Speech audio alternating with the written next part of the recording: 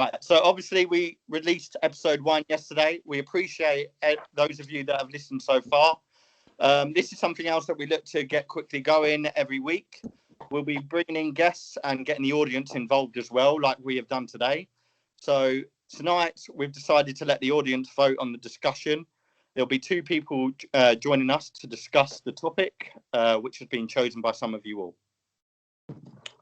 Right, so tonight's topic that was chosen by everyone was VAR, but I've got a little subtitle underneath it for me personally, and I want you guys to discuss that. Is VAR ruining the game? So, Dave, we'll start with you, if you don't mind. Your quick opinion over it all, mate. Well, just a brief one, yeah? Yeah, and then we'll go into it, mate. Yeah, no drama. Is it ruining the game? Yeah. For me, I think it's the final nail in the coffin of a sport that I'm rapidly losing interest in. So, yeah. You're losing interest in it because of... not just because of VAR, but I think that VAR is sort of at the root of a lot of... VAR is exacerbating things that I don't like about football worse than what they otherwise would be. Yep. Probably just doesn't help as well, and also we're a room full of Arsenal fans that we're just that shit anyway, so we probably don't. Yeah, that don't help. But bigger than Arsenal, mate. I think generally speaking, I've always been a lover of football, since a young kid, and I'm falling out of love with the game very quickly. Yeah, no, I get that, mate. I get that. Dan, we'll quickly touch base with you as well, mate. What's your opinion on it all? I think what, as Dave mentioned, I think yes, it is ruining the game. I think it's not consistent across. It's you look at it, some of the decisions that the referees make, or I think they need to look at the monitor more. I think when they get a call, none of them are looking at the monitors or going over. At the end of the day, it's up to the referee. He gets in his earpiece, but I believe they need to go over to see the monitor a bit more than what they're doing. It's give or take as well, because some decisions are right and you want them decisions to go for your own team. There's so many that's happened this season where please go to VAR and they get the decision right, and if they get it right, then fine. But it's like the one Fulham Tottenham the other night. How that is handball, how that's been given, I have no idea. The guy can't put, there's nowhere else for him to put his hand. He hasn't raised his hand. It's just, it's from ball to hand, what I believe. So that's a bit appalling decision. I've read it online. Everyone agrees. Everyone's been, slaying it again. It's in the newspapers every day. VAR this, VAR that. The players obviously don't agree with it. Stearn called it out the other day. So yeah, I think it is ruining the game. It just needs to be. It's just not consistent enough.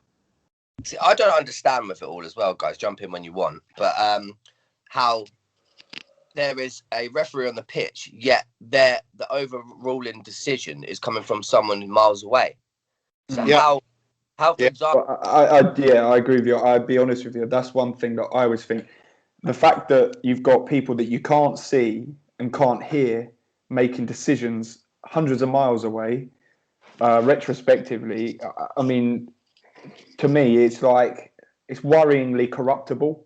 I think the fact that you can't see or hear what they're saying, for starters, is it makes them completely unaccountable. And I just think that, we sit there and we're watching on TV. It's even worse when you're in the ground. All right, we haven't had the benefit of going to a game for quite some time now, but I mean, I was at one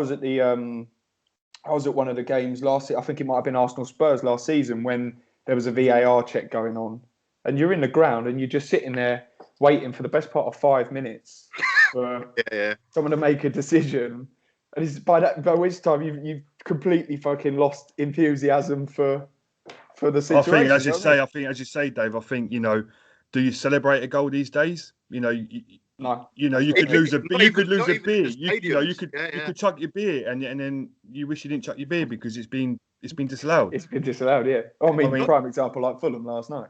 Yeah. But not even just in the stadiums. Like, even when you're in the pub or just sat at home, you can't fucking celebrate anymore. We watched Leicester Arsenal on Sunday. I didn't even know what the VAR check was about, but it was going on. No. What, I was thinking, is it a dive or is it? Yeah. You know what I mean? What are we actually checking for? Yeah. A couple of weeks ago, James Maddison said something quite sarcastic. Like, he said basically the ref didn't know what was going on. No one had a clue what was going on. And it's just like, the referees are still paid to do a job.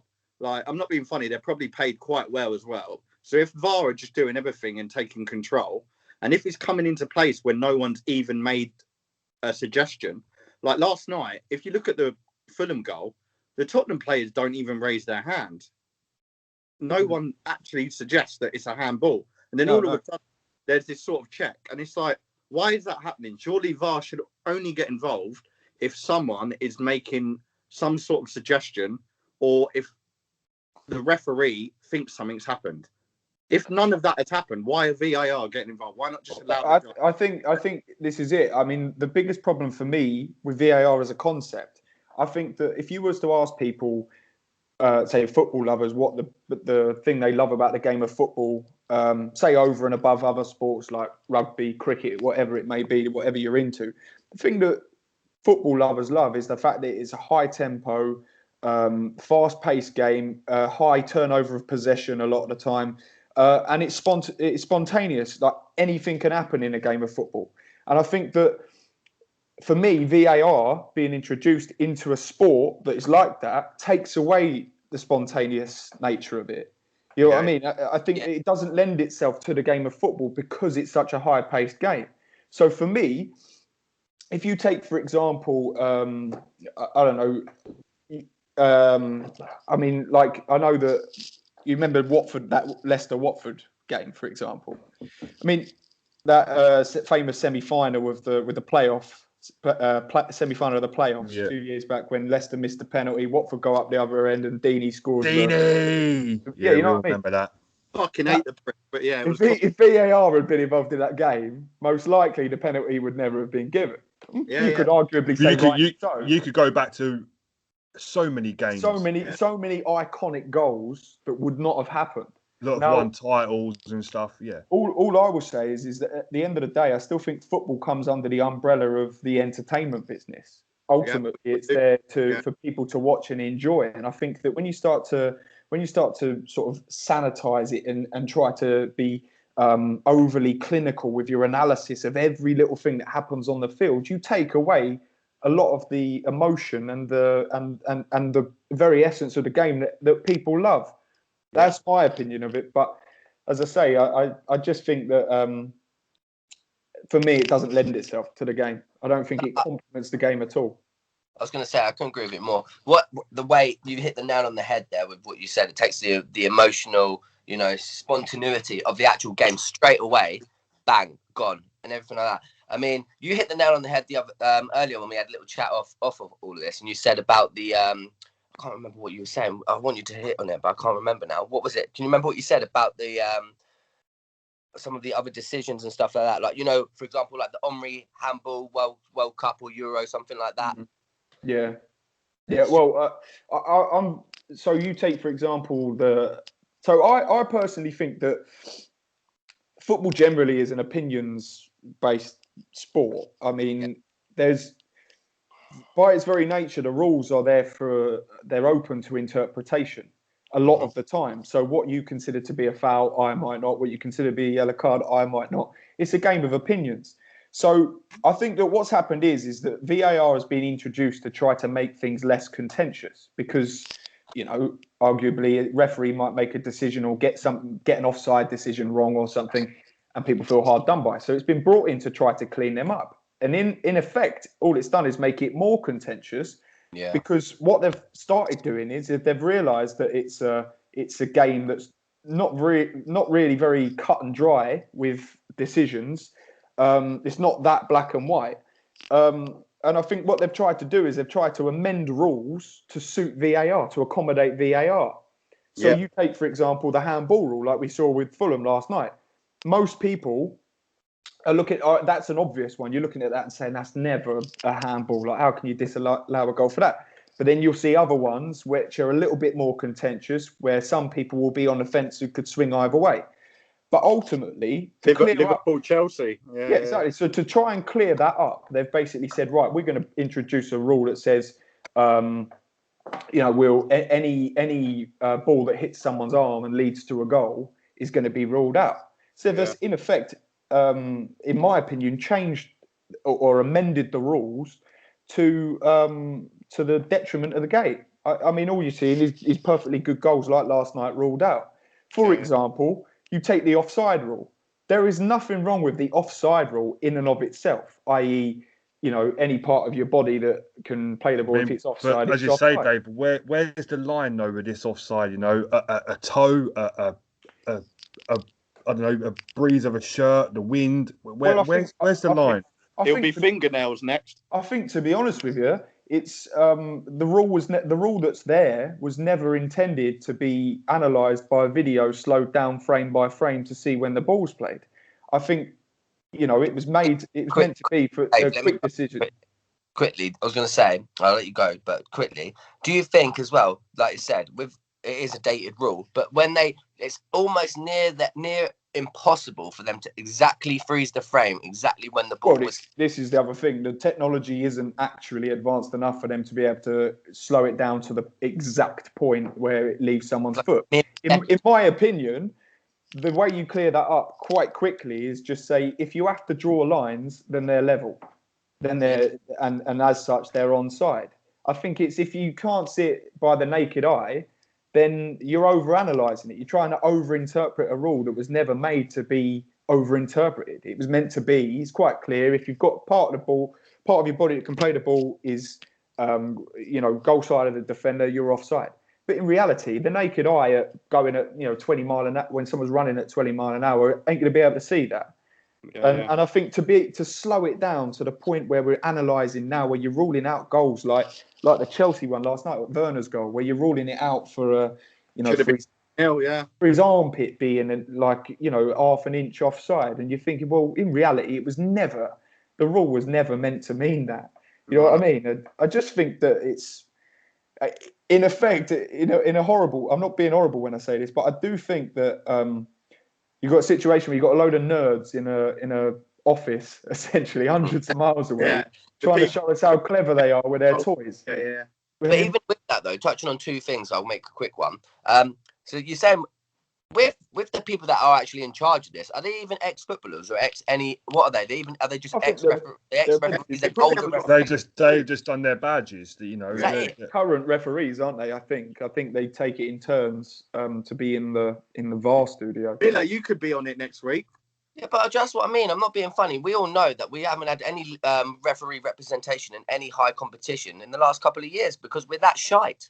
Yeah. The Premier League was broken. Like, the way I see it, the system was broken already. The referees in the Premier League, everyone knows there was a situation where, someone made a bad decision. Someone gave a red card where it should have been yellow. It was bad enough already before VAR stepped in. And the problem with VAR, now that it's been introduced, it's not consistent.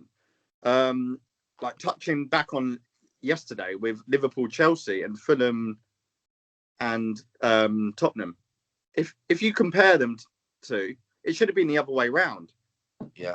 One should have been, they were both disallowed, but I don't get how you can say, oh, that's a blatant handball. And then you can not, the other one, oh, that's not a handball. It's not a handball. It was a blatant handball in the box. Well, there's been loads of it. Yeah, even in the same. We had it with the David Luiz one against Wolves the same night as the Southampton against Man United. One gets overturned, the other one doesn't. And I think that's another example of where that you take that particular, when I'm talking about this over-interpretation and looking at things back and trying to sort of interpret the rules to sort of fit the narrative, so to speak. And I think they're defending the David Luiz one. Well, in reality, that whole concept of not making an attempt for the ball was meant to stop goalkeepers, was meant to, when goalkeepers would come out and they're the last man and they make an attempt at the ball and they don't get it, it was meant to be that we're not going to send the goalkeeper off in that situation. It would just be given as a penalty and a yellow card.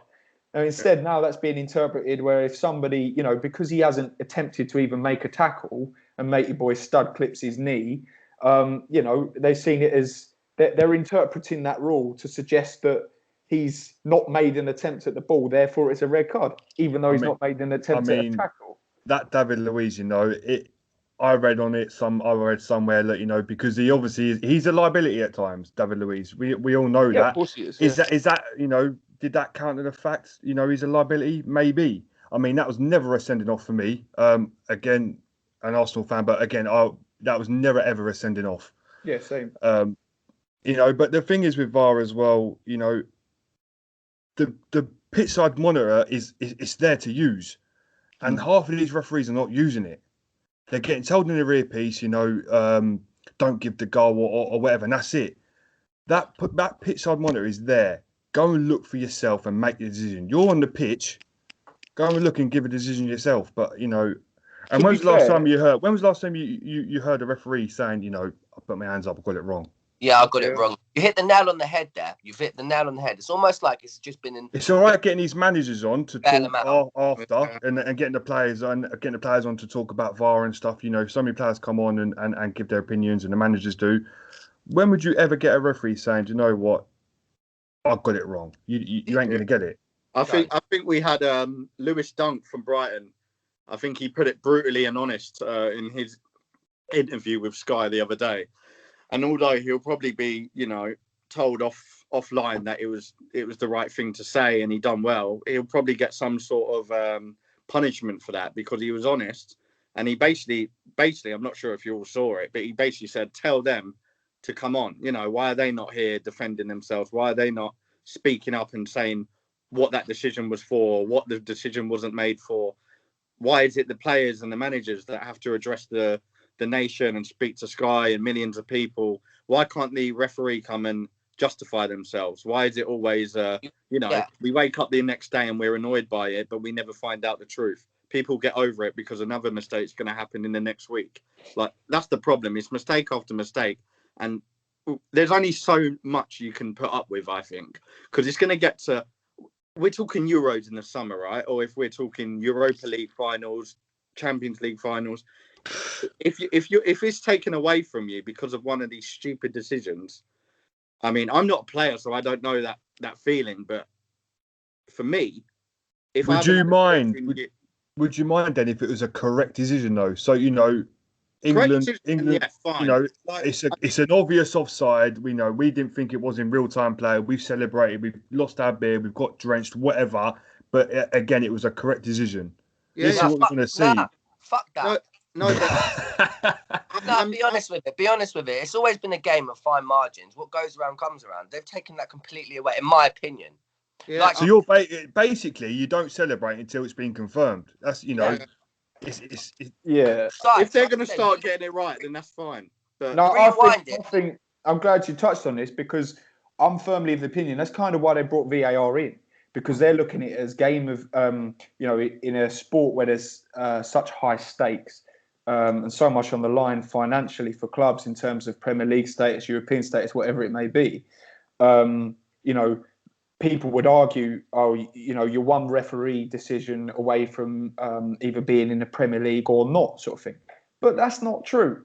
Ultimately, the teams that are relegated are the ones that concede the most goals and score the least across the course of a season. I don't think that if you look at it, right, you remember when, a couple of seasons back, Arsenal, where they lost the Europa League final, finished 2 points off of fourth or whatever it was under Emery in his first season. Now, ultimately, had something gone against Arsenal, right? In the build up to us finishing there, and I wouldn't turn around and say that we were cost the European place because of a referee's decision. We were cost the European place because for example, Aubameyang didn't score a last-minute penalty against Spurs away. Yeah. You know what I mean? Being in that game broke my heart. That's what I mean. But like you're looking at things that now you could argue that had VAR been in, that Aubameyang penalty would have been retaken because of encroachment, if I remember rightly. Here we go. But the point is, need more than a beer for this. I'm not gonna lose sleep over the fact that they haven't picked up on a player encroaching in the box, because ultimately. You can point to other times across throughout a whole campaign where you've dropped points. You know, you drop points away at fucking Wolves or Leicester or wherever it may be in a game you should have won. So I think ultimately this notion that referees' decisions cost you your status in the Premier League or whatever it may be, it's just simply just trying to palm responsibility for your own fucking poor performances. Ultimately, I think where you touched on the penalties, Dave, as well. You know, I think they're more looking at goalkeepers now leaving their line. You know, you've seen so many penalties being retaken. You know, you score one, you know, and then you have to retake it, and I think as well. Let me quickly touch on this. I don't know who said it. It might have been Dave as well. But you were talking about the other sport. Naturally, as well, in the sports like you say, cricket, your rugby and stuff. There's more natural breaks. Well, this is the thing. They've got time to check it. Exactly the point I was making, mate. Rugby as a game is a possession-based game. There's less turnover of possession, and it's more of a territory-based game. So and the rules arguably are more black and white. Then they're less opinion-based. It's more like that's the rule. You know what I mean? Whereas you could have a foul in football that you might think is a foul, I might not. Historically, you always had referees that were known as either being more lenient or being more strict, depending on what referee you had. In the same way that players that come from Europe that come over to play in the Premier League took some acclimatising to the league because they weren't used to the fact that you could, you know, put in such robust challenges and get away with it. In the same way that English teams playing in Europe had to, let's say, acclimatise their game a little bit to more of a continental style because they're saying, well, we can't go charging him, you know, making rash tackles because you get booked for it in Europe. Yeah. So I mean, I read something like, I think it was a couple of months back, where apparently they've changed the booking rule now. So unless you stop the play yourself, I think you're less likely to get booked now. Something along the lines. I'll have to Google it, to be honest. But I think they've made it harder now for you to get a yellow card. Thankfully, I've given betting. So You've got to ask Granit Xhaka that because he does all right with it. Yeah, this is what I'm thinking. But thankfully, I've given up betting. But that's all I used to bet on is cards. So I would have been fucked. But apparently now it's basically a harder choice for you to get. I think unless it's a yellow card, you'd have to do something quite malicious. Whereas before, you know, you get your Mike Dean who would book you just for pulling someone's t-shirt. Do you get what I mean? But when did that change though? Because I don't think the game slowed down in terms of cards. I literally read it on Twitter and then I Googled it and it apparently had been put into play. I don't think there's anything changed in terms of the actual what you need to do. Like, it's not got any less. I think it's just now, if stoppage of play doesn't happen, they don't run back to you and book you. You have to do something quite, you know, like reckless. But technically what you're saying is if there's an advantage played, you could potentially get away with it. Yeah, pretty much the same, yeah. Going back to rugby, Dave, you touched base on rugby. I think going back to rugby, VAR, obviously you can hear the referee, you can hear everything that he says. Is that a good thing to have in football if they introduced it? I don't think so. I think how much swearing happens in a game of football. Culturally, it's chalk and cheese between football and rugby. I mean, ultimately, that's probably why they don't mic the referees up. Remember they did it years back when in an Arsenal game. I can't remember who they were playing actually, but was it David Ellery was the referee, and it was the famous one where they mic'd him up and Tony Adams that was it. Called him a fucking cheat. Yeah. And you heard what the Arsenal team how they conducted themselves. And that was back then. Let alone what happens on the pitch. And you can hear it sometimes anyway on TV when they're near a microphone on the side of the pitch. If you consider what we're like as football fans in the ground as well, and you consider that in reality most footballers are ordinary lads that. Well, I heard Rashford, you know, having a go at Maguire. Yeah. Like, the Kieran Tierney one against Benfica the other week one as well. No, what I was touching on when I first was when we opened the podcast was a lot of things. You know, I think that VAR is compounding a lot of things that I personally dislike about the game, and the reason I say that is going back to what I was saying about how they've tried to, because it's such an opinionated game and it's contentious at the best of times, they've tried to alter the rules to make it a little bit more cut and dry, a bit more black and white, similar to rugby in that sense. And one of the things that bugs me on this is that they've done it with this notion now that contact in the box, any form of contact in any capacity, all of a sudden a player has the right to go down. And now this has crept in over the last few years, and VAR has made that worse, because now you've got a situation where, you know, pundits have been advocating that for years. Oh, well, there was contact, so he's got a right to go down. What you're saying is that you're saying he's got a right to dive. No amount. You look at Salah the other week against, I can't remember who it was against. Was it Man City? When he had a little touch on his shoulder. He's known for diving, though, isn't he? Yeah, but all I'm saying is, right, they look at that and say, oh, if they feel any slight touch, there was contact, therefore he's gone down. Salah realistically is 11, 12 stone, whatever he is. He's an 11 stone man or whatever. Has had a little touch on the shoulder, and he's thrown himself to the floor like he's been shot. Now, as far as I'm concerned, that's not sufficient enough contact to go down. Therefore, it's simulation, and it's a yellow card.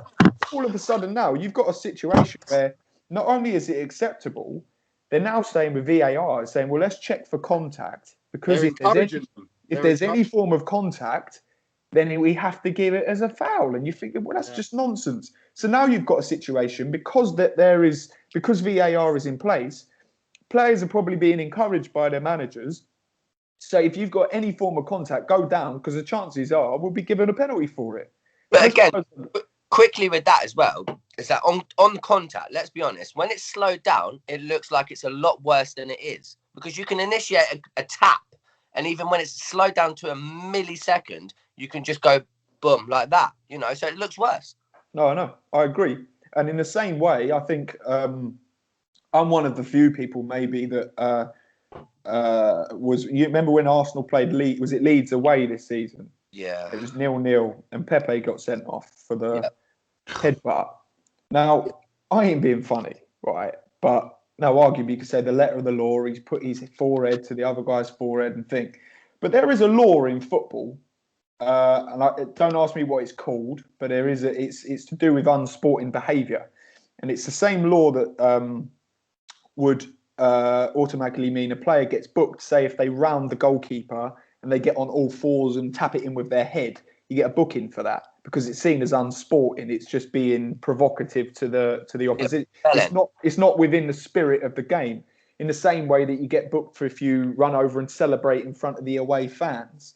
It all comes under the umbrella of this unsporting behaviour. And one of the things that comes under this is feigning injury. That is a bookable offence, feigning injury. Now, we know players do it week in, week out. They go down, they stay down, they get a breather, they get instructions on the field. You can argue that that's, going back to Salah, he went up then. But all I'm saying is you take the Pepe and Alioski situation a few months back. My argument on that was, however stupid Pepe is doing that, Alioski should get booked then. Alioski should be booked because he's feigning injury. And if he's gone down clutching his head like he's had his skull cracked open from a headbutt, then he should be taken off the field.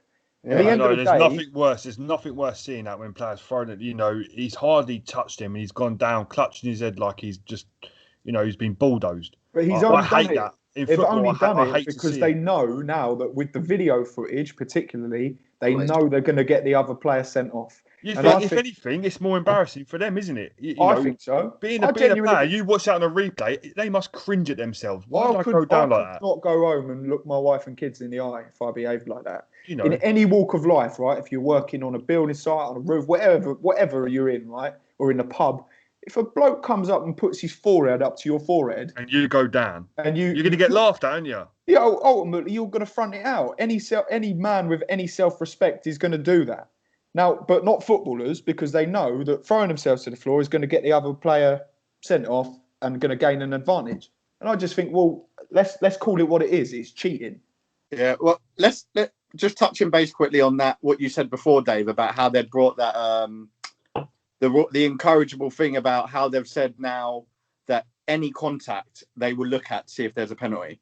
If they're going to do something like that, the problem is all these people we see in the league, right, that go down they go down like a fucking helmet. Do you get what I mean? Like they'll stand in the like box. you said, then these players have gone down before VAR. They don't. Before they've These been players are told to known to be diving. Your Sterlings and stuff. So they don't need VAR to do this. This is my point where I think that VAR is exacerbating that, is compounding that, because people now know that they've got encouraging it, isn't it? They've got the backup of VAR now. If they go down, they dive, they don't get a penalty. Ultimately, they've always been told that by their managers. I've always been told, you dive, it's a yellow card. How many players you see dive and don't get booked for it? No, because diving was something that was meant to be phased out by yellow cards, and now, as far as I'm concerned, it's something that's being encouraged almost through the back door with this rule of any contact now is a foul.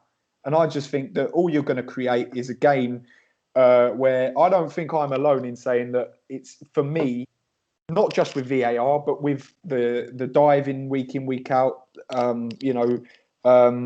everything of that nature. To me, it's putting me off the game. I don't know. I sound like an old man. Do you say, since VAR's come in, you've been put off football, or do you think, it's probably without the fans has obviously played a part? Is it kind of everything? Because I feel the same. Do I enjoy football as much as I used to? Not as much as I used to. I want to get back to, but I still watch it day in, day out. I still watch probably every game that's on TV. But do I enjoy it? Do I have the same passion as I once did? No, I don't. Maybe that's the thing with age. I don't know, but no, I know what you mean, because I've got a Sky subscription to Sky Sports, and years gone by, I'd have watched all the games on a Super Sunday. I'd have watched Match of the Day 2 in the evening. I was just football mad. I look at it now, the majority of the games that are on, I turn off halfway through. I'm utterly bored of it. The problem is, this is the time where we should be enjoying football as well. We've got fuck all else to do in our lives. Football is the appreciation. And I watched some championship games. Arsenal fans. Yeah, but I watched some championship games, and I'll tell you what, I kind of envy the fans there, because they're going to. God forbid it gets introduced into anything lower than Premier League, because they actually get to enjoy the game without worrying about this. Oh shit, we're going back to that moment. Oh, that happened 49 minutes ago. We're probably going to go. I couldn't agree more. I personally, I fucking love watching it. You know what?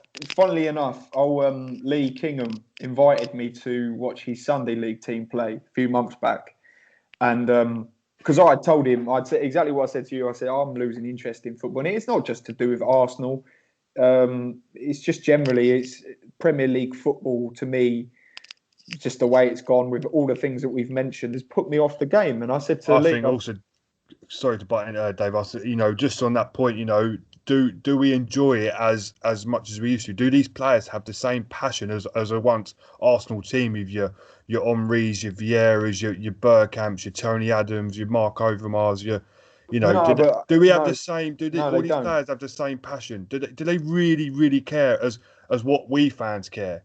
No, because they don't. No, because ultimately, back in the days of Bergkamp, your Vieiras and things, the pay gap between clubs wasn't so. Yeah, at the end of the day, win or lose, they're still going to get their wages and go home to their big houses. And nowadays, no one's got any loyalty. They don't. They have no loyalty to the club they play for. Ultimately, because they know that you could leave Arsenal. Not so much now, because the Arsenal are offering more competitive wages, but years back, players were leaving Arsenal when they were tripling their wages, doubling their wages. Let's not go into wages and Arsenal. Fucking hell. Nah, but that's what I'm saying. When you got that, you just, like I said, with Cashley Cole. Yeah. I mean, they earn enough to back put in the world. They do earn enough. They really like. But what you got to think? I'd be playing for 90 minutes, or however long the coach played me for, and I'd give 120%. 120%. I do it for a fucking master. I could name a few. I could name a couple of Arsenal players. Kieran Tierney, the passion that guy's got is unphenomenal. Because he's got that Glaswegian spirit, man. You can see it. Yeah. I think Xhaka at times, he's a bit of, he's got a hot head at times, but again, he's a guy that's got passion. Yeah, you try. Some other people, just I don't know. No. Going back to topic, we both agree. So we all agree, that the Fulham incident should have been a goal, and the Liverpool Chelsea should have been a penalty. 100. Okay, perfect. Right, I'm pretty sure the rest of the world believe the same. I don't know anyone out there that's actually for the VAR continuing. I think it's got to that stage where it's too little, too late. I think they personally weren't ready to introduce VAR. I don't think they were ready. They mentioned about the handball rule that they introduced this afternoon. I mean, again, too little, too late. It's happened. Is that being introduced because of the Fulham game? Do you reckon? Yeah, is it? I think as a culmination of a lot of decisions, but ultimately they've used this season as a massive guinea pig season. Yeah, but why is that only in our league? Can I ask? No, they've got VAR in other leagues. Yeah, I don't watch a lot of it, for example. But what I'm saying is, why are we being treated as the guinea? Let's be honest, like bar, maybe occasionally your top Spanish games and stuff like that. We're the most watched league in. So that's why Premier League is the biggest league in the world. Yeah, but why the fuck are we the guinea pigs? Don't know, mate. Well, I mean, I kind of know what you're saying. Why are they making these decisions in, I don't know, Portugal, Spain, or whatever? It's just the Premier League clubs voted for VAR. Yeah, it was unanimous. This is the point. I think that you do a vote tomorrow. Exactly. You could put your wages, anything on what would happen. No one would want it. I think a decision has been badly made against almost every team in the league. I mean, there's been decisions gone for you and gone against you for every team. This is another issue that I have with it, is that all these managers and that and clubs got a vote on it, and they unanimously voted in favour of bringing VAR in. Now that in and of itself annoys me, because I just think, well, yet again, the fans never got a say. The fans were never asked. Fans of football were never asked, would you want the introduction of VAR or not? So in other words, it's another scenario where clubs think that, they think about their own, going back to what I was saying earlier about, the difference between staying in the Premier League and not being in the Premier League and thing. They look at their own fucking financial, situations with complete disregard for what the fans' view on it is. And ultimately, it's the entertainment business. People pay money to go and watch it. People pay money monthly to watch it on the television. And to me, that's the customer has always been the most important part of any business. And what's this season? This season taught us the most? Football's nothing without fans. No, exactly. It's just complete and utter fucking bollocks watching teams play in empty stadiums. It's why you're seeing so many away wins all the time, because the home advantage is. Well, you look at the scorelines this season. It's been, you don't see Liverpool losing to Aston Villa like that. You don't see, your Tottenham's beating United's like that. These scorelines have been. It's been a freak season. Is as well. This VAR system isn't going to help getting so many fans back. Obviously, the introduction of fans is going to come at a small stages, you'll get your 4,000, your 10,000.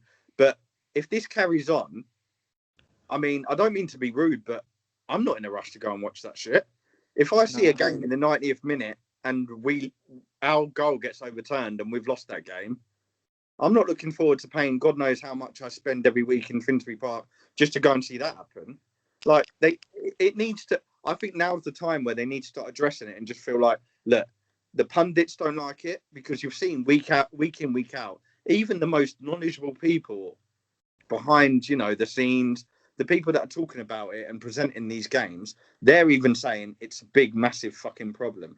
Gary Neville even says it. Even when it's against United, sometimes he'll say, "Oh, that shouldn't have been given." I personally don't think they're going to get rid of it. I think it's gone too far. But us as fans, we want to see consistency. We want to see, fair across the board. You don't want to see, like you said, Dave, David Luiz is, going against him, and then the other game in Southampton, it went for them. You want to see consistency, and you want to see the referees using the pitchside monitor. It's there. Ultimately, Ultimately, if it's here to stay, which I think it is, to be fair, take the full advantage of the whole system itself. Personally, I just think there's so many things that even with VAR they could improve it. I mean, for example, that, like I said before, the offside thing. Literally, if you have to draw lines, they're fucking level. Like, let's not be ruling goals off for a toenail. It's stupid. That's never what the rule was intended to be. Ultimately, you look at decisions where a referee's not given a foul for a penalty, for example. If it's a blatant foul, and they go and look at the monitor and say, yeah. But ultimately, I quite like to see referees more often go and look at the monitor and back their own decision. Like the referee did in the Man United game last week when Man United Chelsea, when he deemed that it wasn't a handball, he's gone over and looked at the monitor and said, "Nah, I'm sticking with it." Now, Man United can moan all they like about that, but at least the fucking ref's shown a little bit of bottle and gone, I'm going to stick with what I've backed up what I backed my decision. The way I see it, hopefully in the future when VAR improves and becomes what we want it to be, like it was introduced to improve the game. So hopefully, obviously it's sticking around. Hopefully it will become exactly what it was meant to. Improve the game, make better decisions. And, I think the only way that it can improve the game ultimately is to remain dormant until a decision it absolutely needs the assistance. Yeah. None of this shit in your ear. At the moment, VAR is too pivotal in every single game. There's VAR checks in every game, and there shouldn't be. In reality, they've got to let the referee the game unless he makes a fucking howler. In which case, he's got a monitor there to go and put right his decision. That is my biggest hate as well, is the fact that the referees are going to VAR even when the decision is obvious. Like I said back before, they're paid so much money to do a job. VAR should only come in play if the referee doesn't agree with something that a team has suggested, or if the decision's not obvious and the referee's called it. Well, but, I mean, ultimately, like there's the old saying of, fucking a camel is a racehorse designed by a committee has never been more fucking relevant. You know what I mean? You've got a referee on the field who's, arguably, like we all say, they're quite incompetent, our English referees. Well, imagine having fucking 7 of them trying to come to a correct decision. I'd love to know how much they all earn behind doors as well. Put all those wages together. I don't think they earn a lot. That's the only thing I say in their defence. Not compared to not when you look at the game overall. That's probably why they're a lot more shafting us then. Now, this was the thing Wenger said years ago. Wenger said this years ago. He was the one that was advocating better quality referees, and he was astonished at how little they earn, and was saying, well, if you start, giving higher wages, it incentivizes, referees to be more professional and be better because it's a more competitive, profession. You know what I mean? More people get involved in it, but I think at the moment, I don't think they earn a lot. Guys, I'm going to touch on something else quickly before we wrap up the call.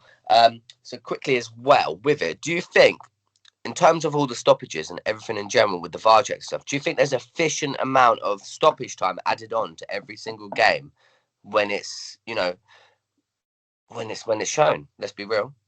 I don't think so. Probably not, but equally, why do we want? I don't want a situation where there's fucking 10-minute stoppage time at the end of every single game. Yeah, I have to agree with Dave. Although sometimes you wonder where that time has gone. If it starts getting invented in games, and like we were saying about fans going back to the stadiums, what fan's going to want to sit there 2-1 up with 10 minutes to go? I mean, we remember Fergie time when he was at United.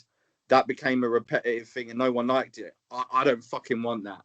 The way I see it, VAR is there. It shouldn't take 10 minutes. I think it takes too long. I agree with Dan. I think it takes far too long. And there's decisions and you think, why is it even going to VAR? And they replay it, and they keep showing you, and you think, how many times does this geezer from wherever he is in the country, how many times does he want to see this replay?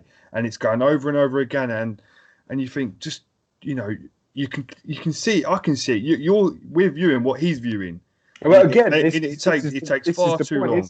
In the same way with the offsides, if you've got a situation where you're having to analyse a video over and over and over again for 2 to 3 minutes, then it's not clear enough. It's not clear and obvious. It's not clear and obvious, and that's what. Just go with the on-field decision and move on. At the end of the day, right? I'll give you an example of something.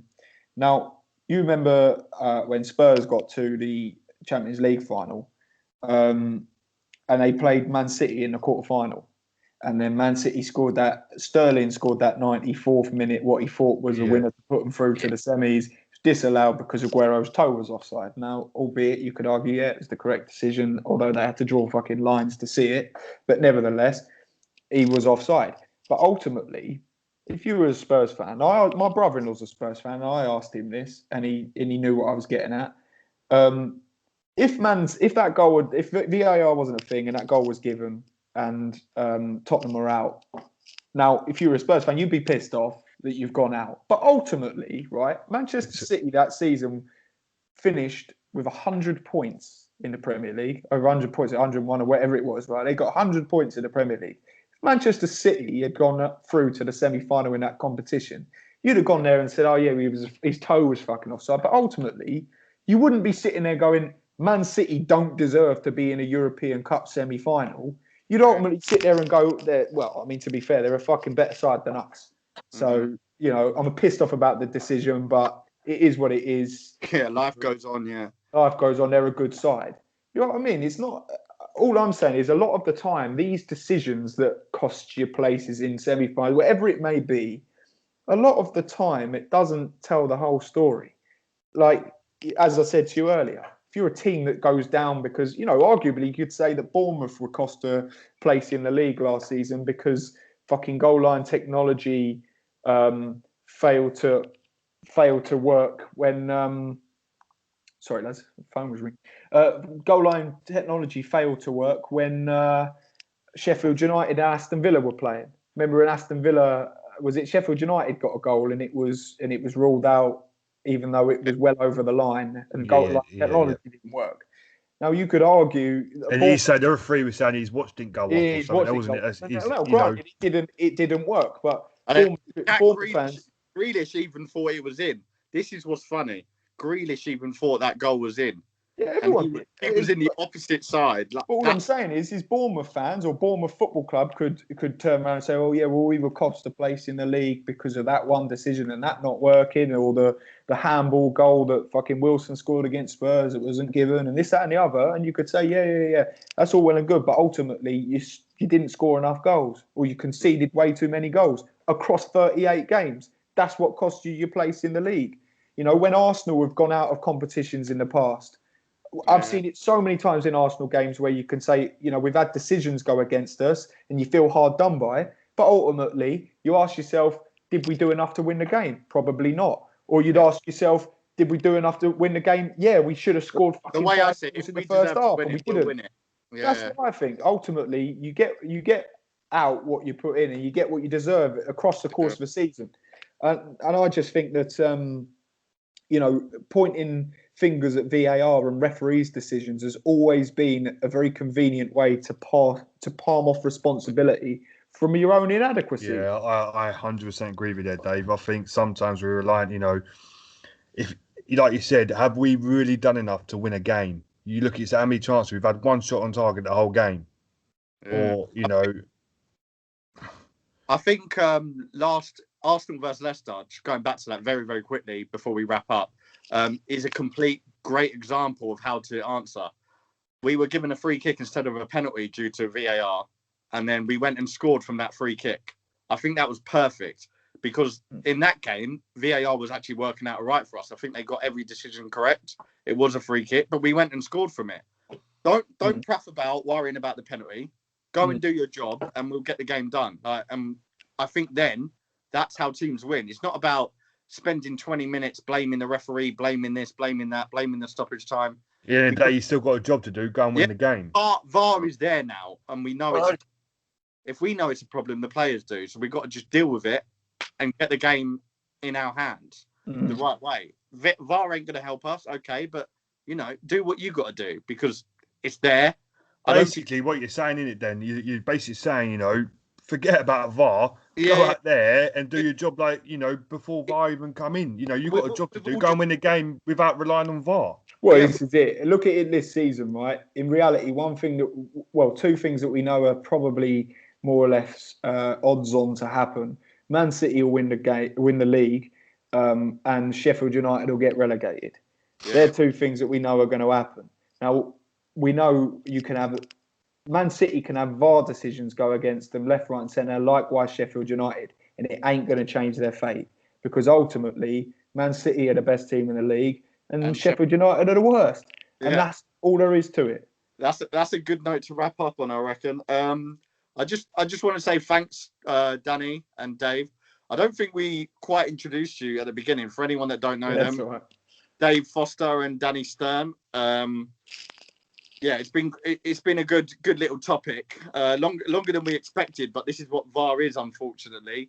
Yeah, mate. Yeah, you could go all night talking about VAR. I've still got, you I've really got could. page full of bullet points I ain't even touched on yet, mate. So we'll save that for another. I think the good thing is that we're all agreed that it's ruining the game and there needs some improvement. I think that's the main reason we came on to discuss. Really, is I'd go as far as to say for me, no improvement, just get rid. But that ain't going to happen. So if it could happen, we'll get rid of it. But hopefully there's some improvements before the summer, because obviously when it comes to our country, we're all fighting behind the same team. So we need something to go in our favour if it does continue and be in a. And let's hope that the pubs are going to be open to be to showing us.